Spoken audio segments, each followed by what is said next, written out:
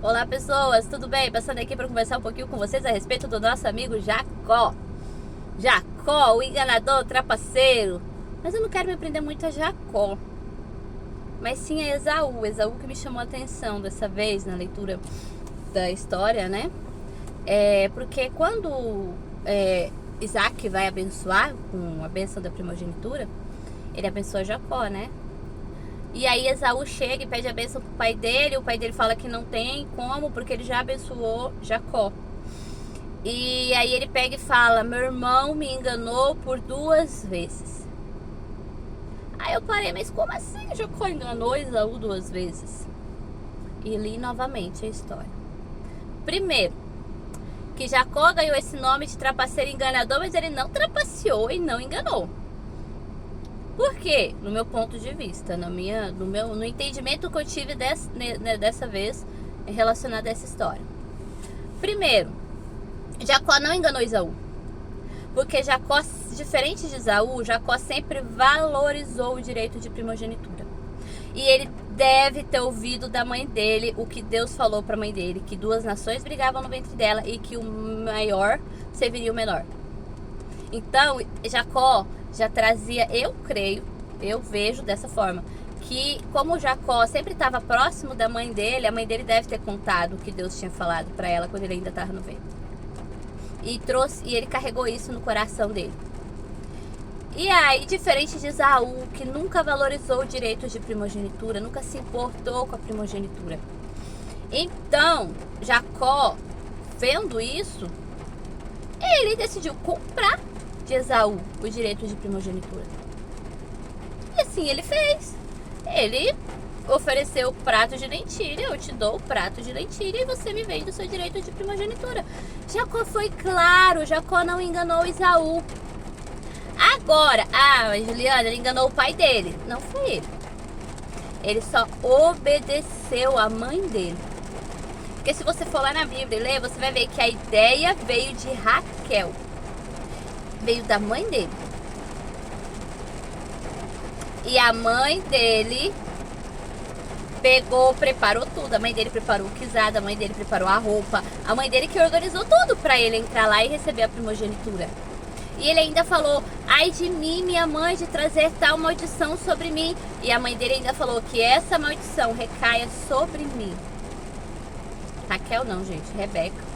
Perdão, confundi os nomes. Mas é Rebeca. E a Rebeca falou pra ele que a maldição recaia sobre mim. A mãe dele falou isso pra ele. Jacó só obedeceu uma ordem dada pela mãe dele. Como que ele trapaceou? E quando Esaú chegou, chegou no pai dele. O pai dele não tinha mais bênção pra dar. Falou que já tinha abençoado Jacó com todas as bênçãos possíveis. Esaú fala que meu irmão me enganou por 2 vezes. Ei, aqui que eu quero chegar. Para quem você tem transferido a culpa daquilo que você não tem valorizado? Assim como Adão fez lá no Éden, ao transferir a culpa para a mulher que tu me deste me deu o fruto. Ele não chegou diante de Deus e falou: não, Deus, eu comi o fruto que a mulher me deu. Mas ele transferiu a culpa. Assim como Esaú, quantas vezes nós temos transferido a culpa de coisas que nós não valorizamos, mas que depois queremos, porque queremos, e aí já não é mais possível termos, a gente transfere a culpa pro outro. Mas se o outro tivesse feito. Mas se o outro tivesse falado.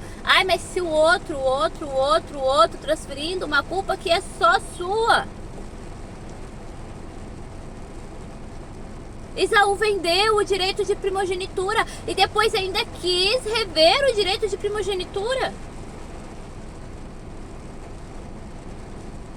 Ficou com o coração rancoroso, amargurado, e o pai dele ainda falou que enquanto ele tivesse aquela amargura no coração em relação ao irmão, ele seria servo do irmão.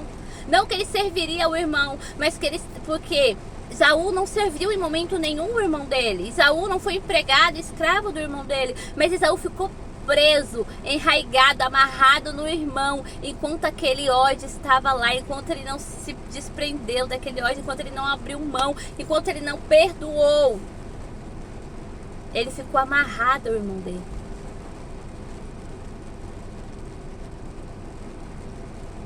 Para quem você tem transferido a culpa de coisas que você que não valorizou? Coisas que você devia ter feito e não fez. Decisões que você deveria ter tomado e você transferiu essa decisão para outros. Coisas que somente a sua fé deveria ter movido e você ficou esperando a fé do outro. Não rejeite, não menospreze aquilo que é seu, porque depois você vai querer colocar a culpa em alguém e essa culpa é só sua.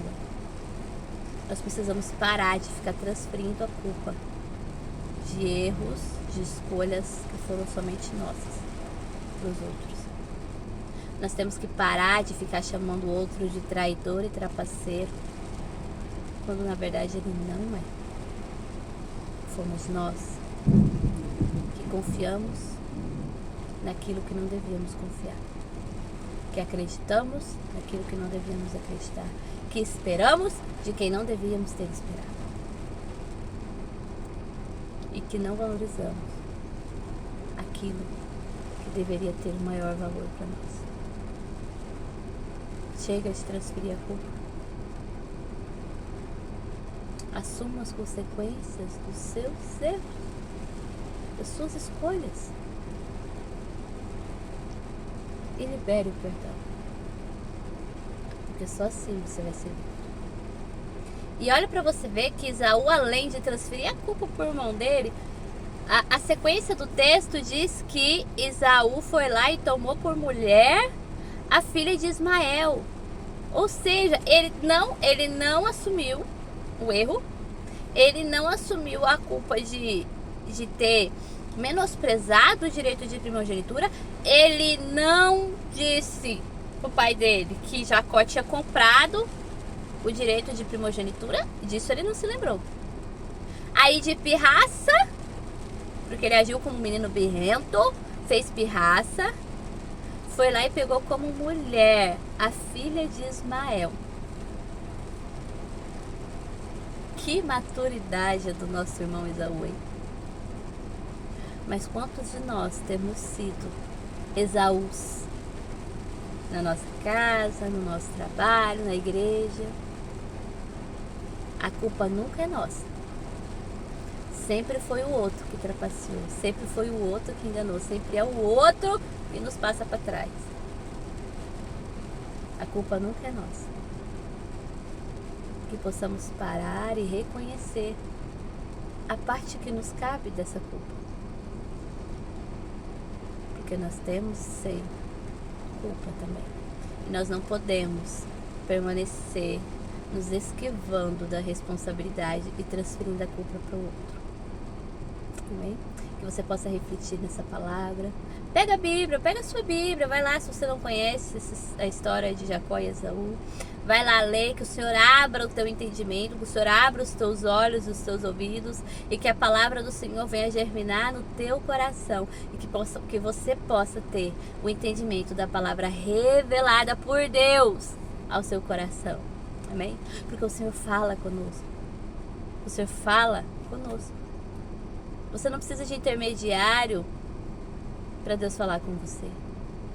É só você se colocar diante do Senhor e orar, e jejuar, e meditar na palavra, que Ele vai falar com você também. Amém? Deus abençoe você, Deus abençoe o seu dia, a sua tarde, a sua noite, e que você possa refletir e digerir essa palavra. Amém?